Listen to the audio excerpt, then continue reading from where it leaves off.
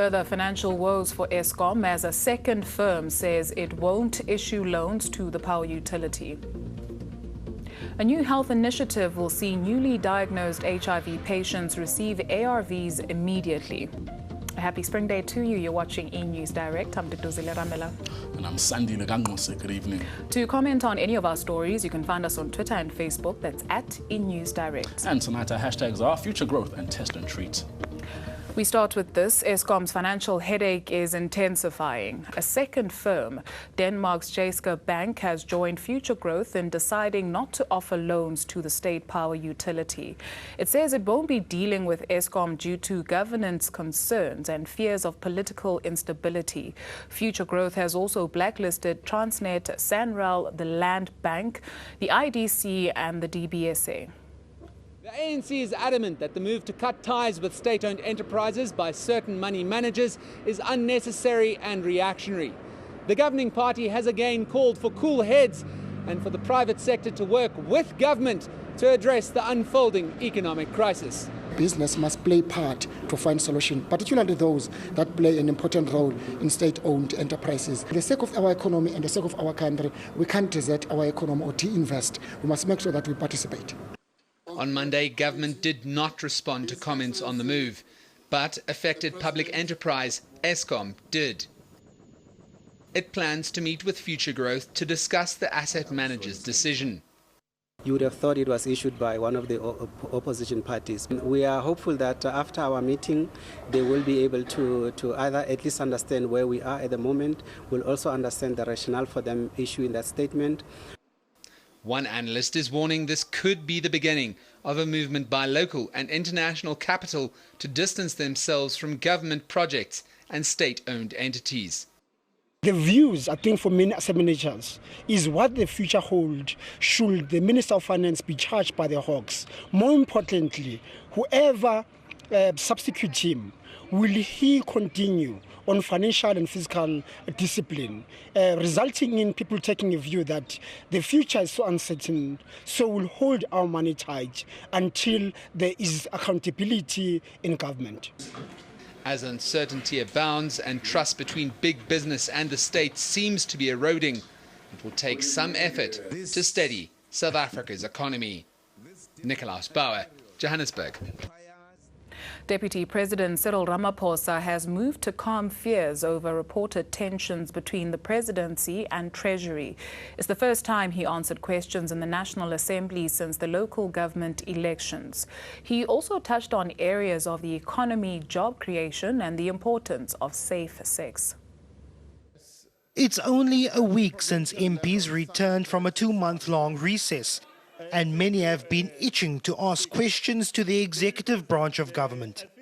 Deputy President Cyril Ramaphosa brought some lightheartedness to the serious question of HIV/AIDS, demonstrating government's new range of condoms to MPs. Through scientific development, we were able to develop a new condom which is called MAX. The MAX is for maximum pleasure, maximum protection, and it does not make noise at all. And it comes in different flavors.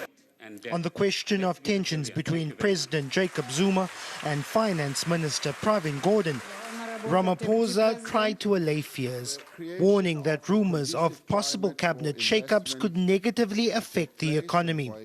The events of the past few weeks have been a concern to many South Africans. Many South Africans have been concerned about that, and we've called for all those who are involved, to take care that whatever they do should not lead to destabilizing. MPs also sought clarity from the Deputy President on the role of independent power producers in supplementing the country's energy supply. This after Eskom announced it would delay plans to purchase energy from IPPs due to rising costs. I don't believe that one should be too overly concerned because the IPPs are still the program of the government. It will be President Jacob Zuma's turn in the hot seat when he answers questions from MPs on the 13th of September. Lester Kivet, Parliament. People who test positive for HIV will immediately receive antiretroviral treatment. This is part of the country's new test and treat plan to tackle HIV/AIDS. It's being rolled out from today across the country's healthcare facilities. The plan, announced early this year, is in line with the World Health Organization's guidelines. South Africa's HIV patients were previously only able to access antiretroviral treatment if their CD4 count was 500 and below. Patients who were immediately placed on ARVs were pregnant women, children under 5, and those who were co-infected. The World Health Organization did 2 randomized trials, which found 2 very important issues. That people who start ARV treatment early, they become better, much faster, and they live healthier lives than those who start late. That was the first finding. The second finding was that the spread of the virus from one person to the other is actually curtailed. Around 3.5 million people are on ARVs, just over half the number of those infected in the country. And expanding South Africa's treatment plan will be costly. Treasury understand this fact very much, and they know it. So when we told them about test and treat, they immediately put in 1 billion rand into the budget. Professor Salim Abdul Karim, who sits on the WHO committee that devised the global policy, says test and treat will improve patient care, reduce HIV deaths and transmissions. He expects the rollout to be challenging, but says this is the best option for South Africa. Most patients who are stable on treatment and who are coping well on treatment, they don't need to see a doctor, they don't need to see a nurse. If they go once a year and have their vital load checked, that's about as much as they really need if they are stable and if they are coping well and taking their treatment well. South Africa has also committed to the United Nations 1990 goals of having 90% of people tested, on treatment and with reduced viral loads by 2020. Judith Subin, Durban. Gabon's post-election tension is spreading to South Africa. There's been widespread resistance in the Central African nation after the narrow victory by Gabon President Ali Bongo. A group of Gabonese youths marched on their embassy in Pretoria today, demanding to see the results. Police had to be called in to disperse the angry crowd.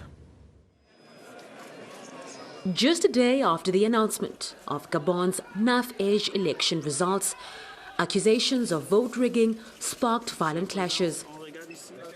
Opposition leader Jean Ping lost by a margin of less than 10%, raising concerns the elections were fraudulent.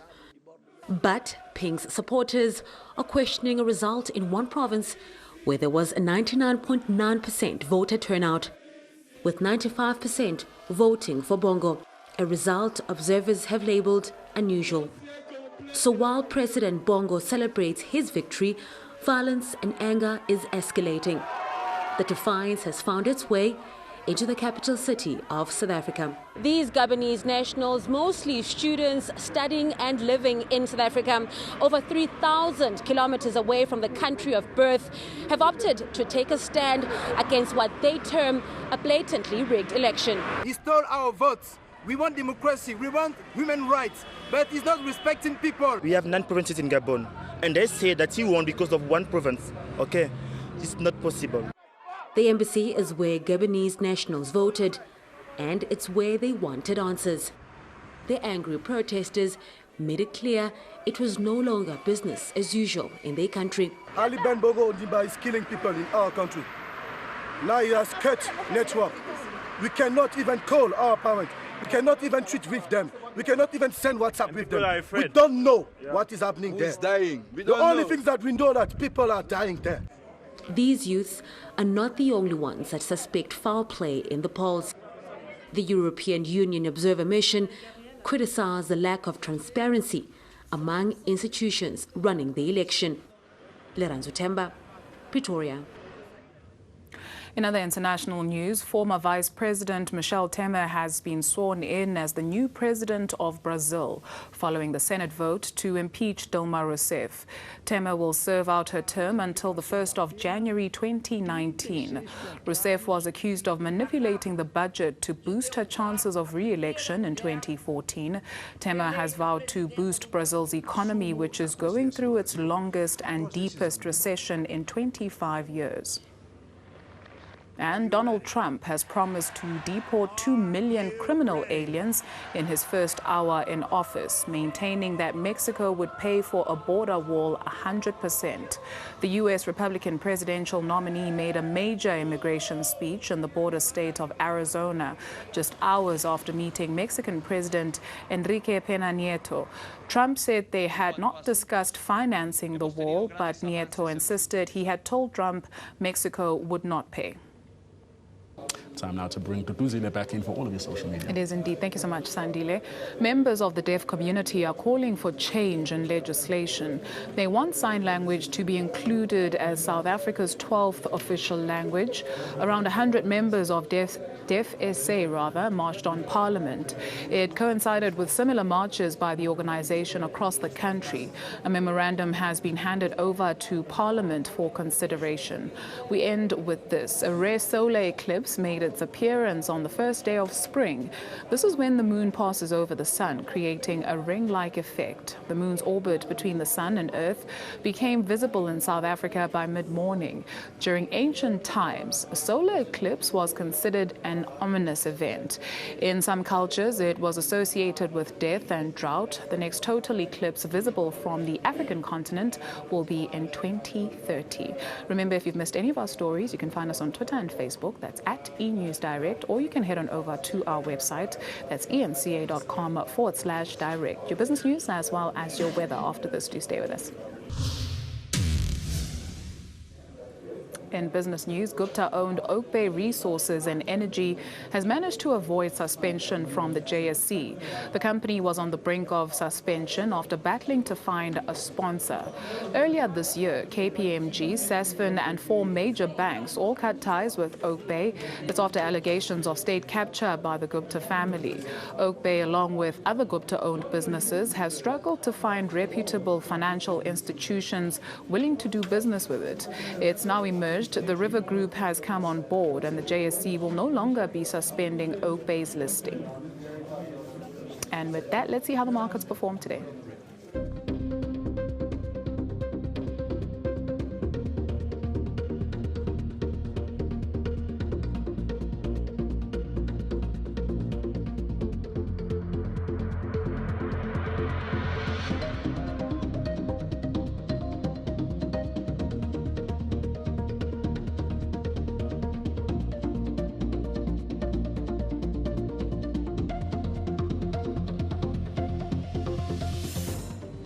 Here's your weather with Candice.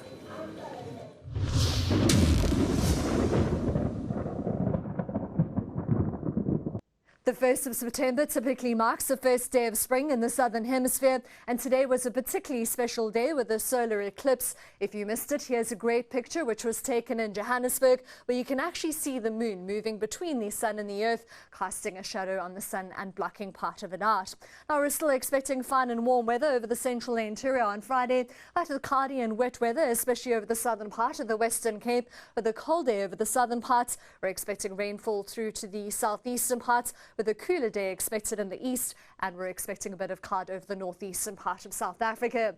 Although we're expecting cooler temperatures for KwaZulu-Natal, things still stay warm, especially over the interior, with highs in the middle and upper 20s, 23 for Durban and Port Shepstone. We're forecasting cool weather throughout the Eastern Cape, with a chance of rain along the coast and drizzle as we head further inland. Cloudy, wet and cold, especially over the southern part of the Western Cape, especially between George and Hermanus. Mostly cloudy and cool for Cape Town. It 18 degrees.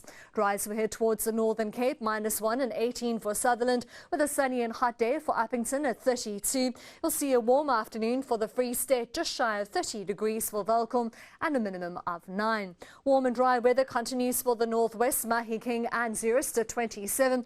Uninterrupted sunshine is forecast for Limpopo, 28 degrees for Zanin and Mokopane. We're forecasting sunny and hot weather over the eastern part of Mpumalanga, 26 for Emalahleni with a sunny day. We match a daytime high in Johannesburg and Vereeniging with a mostly sunny day throughout Gauteng, and Pretoria tops 28 degrees.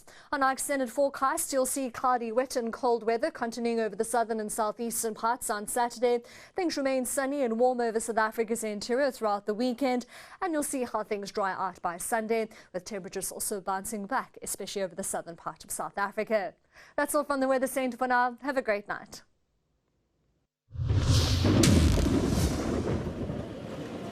Thank you, Candice. After the break, one of South Africa's newest and youngest theatre stars makes a big impression on acclaimed playwright Ethel Fugard.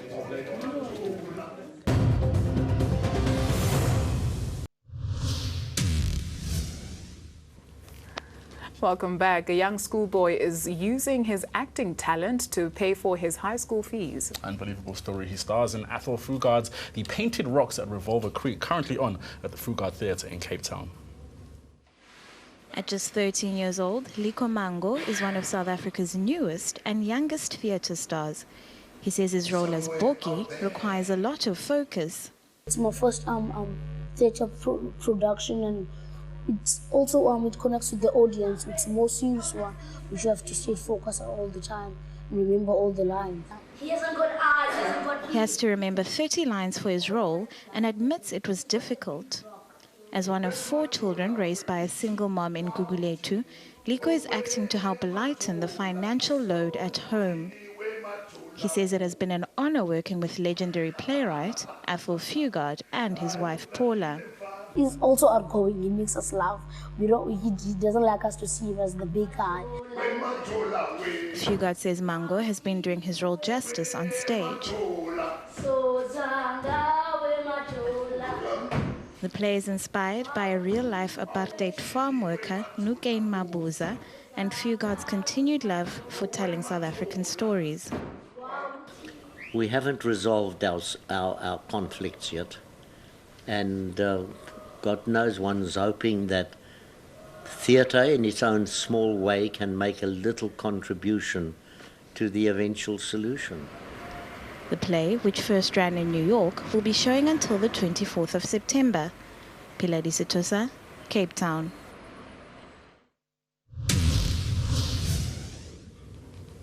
What an inspiration. Here's a reminder of your day's top stories before we say goodbye. Further financial woes for Eskom as a second firm says it won't issue loans to the power utility. A new health initiative will see newly diagnosed HIV patients receive ARVs immediately. And that's your Spring Day edition of eNews Direct. It is indeed. Rhythm City still on the way. We're back tomorrow. We love to hear from you. You can send us an email to enewsdirect@etv.co.za. Of course, you can just talk to us on Twitter and Facebook, and the handle that you need is @eNewsDirect. Until tomorrow night, have a fantastic evening. Bye-bye.